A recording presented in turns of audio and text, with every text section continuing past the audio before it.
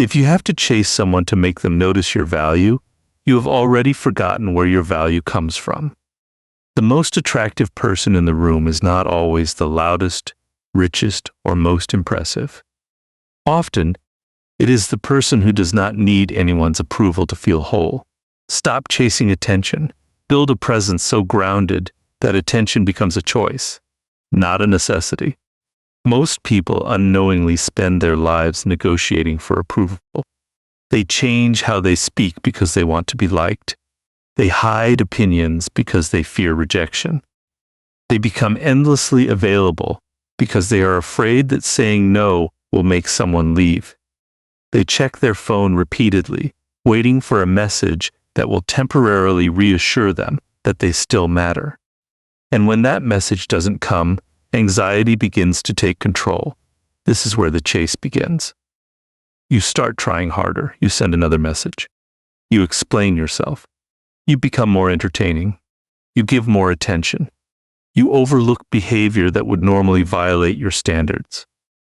You convince yourself that if you can just become interesting enough, attractive enough, useful enough, or agreeable enough, the other person will finally choose you. But attraction built on desperation is fragile because you are no longer presenting who you truly are. You are presenting the version of yourself you believe will receive approval, and that is exhausting. There is another way. Build your own center. Know what matters to you when nobody is watching. Know what kind of person you want to become. Know what you will accept and what you will not accept. Develop interests that exist independently of romantic attention. Build friendships. Pursue meaningful goals. Take care of your body. Develop your mind. Learn to spend time alone without interpreting solitude as rejection. When your life has substance, you stop needing another person to give it meaning. This does not mean becoming arrogant or emotionally unavailable. It means becoming internally secure. You can still want love. You can still desire companionship. You can still feel excited when someone you like reaches out. The difference is that their attention adds to your life rather than becoming the foundation of your emotional stability. Think about the psychological difference. One person thinks, how can I make them like me? The other thinks, do we actually bring something valuable into each other's lives? The first person is chasing approval. The second is evaluating compatibility. That shift changes your entire presence. You become less reactive. You don't panic when someone takes longer to respond. You don't immediately assume you've done something wrong. You don't abandon your priorities because someone suddenly becomes interested. You don't turn every interaction into a test of your worth. You remain yourself. And strangely enough, this is often when people begin to notice you differently. Not because you are playing hard to get, but because you are no longer trying desperately to be chosen. There is a quiet confidence in someone who knows they will be okay regardless of the outcome. If someone likes you, wonderful. If they don't, you continue living. If a relationship develops, you enjoy it without losing yourself inside it. If it ends, you grieve, learn, and keep moving. That is emotional strength. You cannot control who finds you attractive. You cannot force chemistry. You cannot manufacture genuine interest through endless effort. But you can control the quality of the person you become. So stop asking, how do I make them want me? Ask something deeper. Am I becoming someone I respect when nobody is choosing me? Because when your self-worth no longer depends on being chosen, you stop chasing and start attracting through the quiet power of authenticity. Build your own center and never make another person's attention the measure of your worth. There is a strange fear that follows many people through life, the fear of being alone. The moment someone stops giving attention, anxiety begins. You wonder what you did wrong. You reach for your phone. You search for another conversation, another person, another source of reassurance. And without realizing it, you begin treating attention as medicine for an emptiness you have never learned to sit with. But there is power in becoming comfortable with your own company. When you can enjoy your own presence, you stop approaching relationships from desperation. You no longer need someone beside you simply to prove that you are wanted. You can choose connection because you genuinely enjoy it, not because silence frightens you. This distinction changes the way you behave. A person who fears being alone may tolerate almost anything to avoid losing someone. They overlook disrespect. They accept inconsistent behavior. They respond immediately to every message because they are afraid the other person will lose interest. They become overly available, not because they truly want to be, but because they believe availability will guarantee affection. But affection cannot be secured through self-abandonment. The more you abandon your own standards to keep someone, the more resentment eventually grows. You begin wondering why you are giving so much while receiving so little.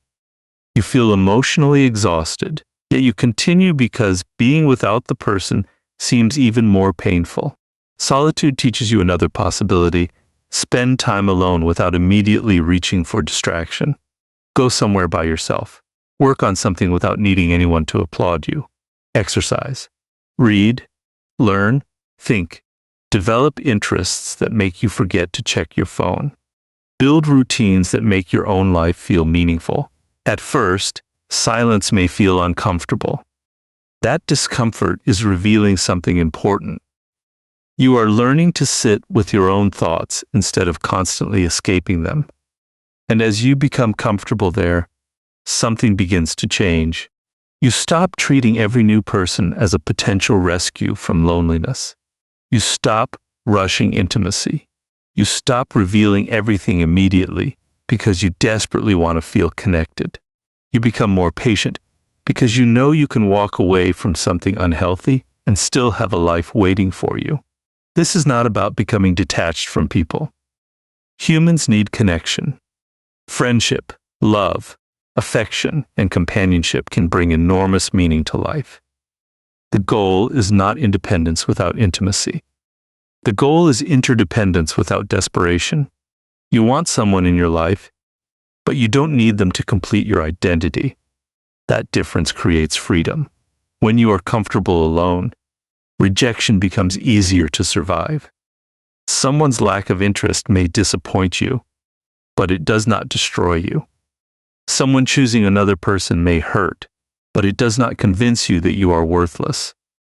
A relationship ending may leave a wound, but it does not leave you without an identity. You still have yourself, and that is why solitude can become one of the foundations of genuine attractiveness.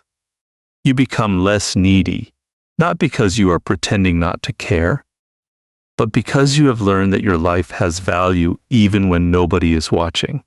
The person who enjoys their own company does not chase every opportunity for attention. Learn to enjoy your own presence, and you will stop asking others to prove that you are worthy of theirs. One of the fastest ways to lose your center is to let someone else's behavior control your emotional state. They reply quickly, you feel secure. They become distant. You become anxious. They show interest. You become excited. They pull away. You begin questioning everything. Suddenly, your peace is no longer yours. It belongs to another person's attention. Emotional control changes that. This does not mean becoming emotionless. It means learning to experience emotions without immediately obeying them. You can feel attraction without becoming obsessed. You can feel disappointment without sending an angry message. You can feel uncertainty without creating a story in your head about why someone hasn't responded. Anxiety loves empty spaces. When you don't know what someone is thinking, your mind begins creating explanations. Maybe they lost interest. Maybe I said something wrong. Maybe I should message again. One thought becomes another, and soon you are reacting to an imaginary problem rather than reality. Pause. Before responding, give yourself enough time to understand what you are actually feeling. Are you genuinely concerned, or are you afraid of rejection? Do you want to communicate something important, or do you simply want reassurance? That distinction matters. If someone takes hours to respond, You don't need to immediately interpret it as rejection. People have lives, responsibilities, moods, and priorities. If someone consistently communicates poorly, observe the pattern and make a decision based on that pattern, not on one emotional moment. This is where self-respect and emotional intelligence meet. You don't need to play games by deliberately ignoring someone. You don't need to manufacture jealousy. You don't need to pretend you don't care. Those are still forms of emotional dependence, because your behavior remains focused on controlling the other person's reaction. Instead, stay honest and grounded. If you are interested, show interest. If something bothers you, communicate respectfully. If someone's behavior repeatedly violates your standards, step away. But don't let temporary emotions dictate permanent decisions. Your nervous system should not become a hostage to someone's texting habits. Develop a life that continues whether someone responds or not. Continue your work, continue your exercise, continue your friendships, continue pursuing your goals. Keep your attention anchored in your own world. That is real confidence. And when you can remain calm while caring deeply, something powerful happens. You stop chasing emotional certainty from other people because you have developed certainty within yourself. Feel everything, but don't let every feeling control what you do. One of the strongest shifts you can make in your relationships is to stop asking, "How do I get them to choose me?" and start asking, "Does this person actually deserve a place in my life?" That question changes your position completely. You are no longer begging for access to someone else's world while ignoring what happens inside your own. Having standards does not mean becoming arrogant, demanding, or impossible to please. It means knowing what kind of treatment allows you to remain peaceful, respected, and emotionally healthy. You don't need a long list of rules. You simply need clarity about what you value. If someone repeatedly dismisses your boundaries, don't keep negotiating with the same behavior. If they constantly disappear and return only when convenient, notice the pattern. If they make you feel that you must compete for basic attention, step back and evaluate whether the connection is actually healthy. But remember, standards are not the same as games. You don't need to pretend to be unavailable when you're interested. You don't need to delay messages just to create uncertainty. You don't need to manufacture jealousy or act indifferent to make someone chase you. Those tactics may create temporary attention, but they don't create genuine respect. Real confidence is much quieter. If you like someone, you can show interest without losing yourself. You can send the message without sending 5 more when you don't receive an immediate response. You can make an invitation without begging for an answer. You can express affection without making your entire emotional stability dependent on how they respond. And when someone says no, you can accept it. This may be one of the most attractive forms of emotional strength because rejection no longer becomes a battle. You don't try to convince someone to see your value. You don't argue with their decision. You don't punish them for not choosing you. You simply understand that compatibility cannot be negotiated into existence. At the same time, your standards should leave room for human imperfection. Everyone has bad days. Everyone makes mistakes. Someone forgetting something once does not automatically make them disrespectful. What matters is the pattern, the willingness to take responsibility, and the effort to improve. Observe consistency. The right person will not require you to abandon yourself to keep them. They will respect your boundaries because they have boundaries of their own. They will understand that mutual interest should feel mutual, and when it doesn't, you don't need revenge, manipulation, or dramatic announcements. You can simply walk away. Don't beg for access to someone who repeatedly shows you that they don't value your presence. Choose relationships where respect moves in both directions. The most attractive thing you can build is not an image. It is a life. A life with direction, purpose, friendships, interests, discipline, and goals that continue whether someone is watching or not. When your entire emotional world revolves around romantic attention, every interaction becomes too important. One message can make your day. One rejection can ruin it. One person becomes the center of your thoughts. And slowly, you begin neglecting the parts of yourself that made you interesting in the first place. Build those parts again. Work towards something meaningful. Take care of your body. Learn something difficult. Develop a skill. Spend time with people who challenge and support you. Create experiences that have nothing to do with romance. When your life has substance, you no longer approach relationships as an escape from boredom or loneliness. You become someone who has something to share, rather than someone desperately searching for something to receive. And this doesn't require pretending to be successful or creating an impressive lifestyle for attention. Authentic growth is often quiet. It might be improving your health, becoming financially responsible, reading, creating, traveling when possible, helping your community, or simply becoming more disciplined with your time. The point is not to make other people jealous. The point is to become proud of the life you're building. When someone enters that life, they become part of it, not the entire reason it exists. Their presence can add joy, affection, and companionship, but your identity remains intact. That is freedom. You stop asking, "How can I make them stay?" and start living in a way that makes staying or leaving their decision, not your definition. Build a life you genuinely love, and let relationships become an addition to your happiness rather than the source of it. The final lesson is the one most people resist. You cannot force genuine attraction, and you should never have to. You can improve yourself, communicate confidently, take care of your appearance, develop emotional intelligence, and become more grounded, but you cannot control another person's feelings. And accepting that reality is not weakness. It is freedom. When you meet someone you genuinely like, show interest. Don't hide behind games. Be warm. Be respectful. Start the conversation. Make your intentions clear when the time is right. But after you express interest, allow the other person freedom to respond honestly. If the interest is mutual, connection can grow naturally. If it isn't, accept it without turning rejection into a judgment of your worth. This is where emotional maturity becomes attractive.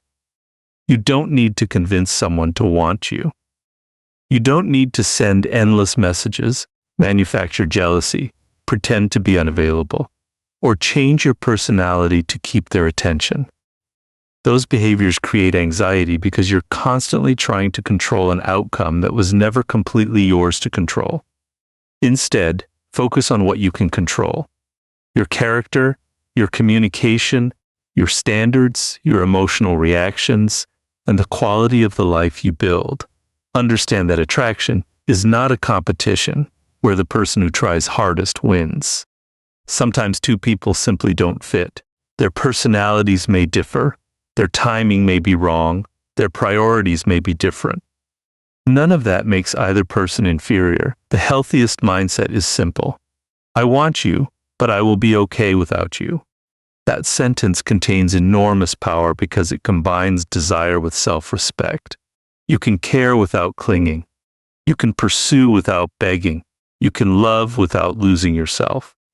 And when you finally understand this, you stop chasing people who are running away and start recognizing the people who are walking towards you.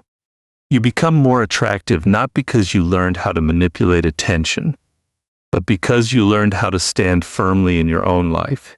Let attraction be mutual. Let connection be voluntary. And never abandon yourself just to be chosen.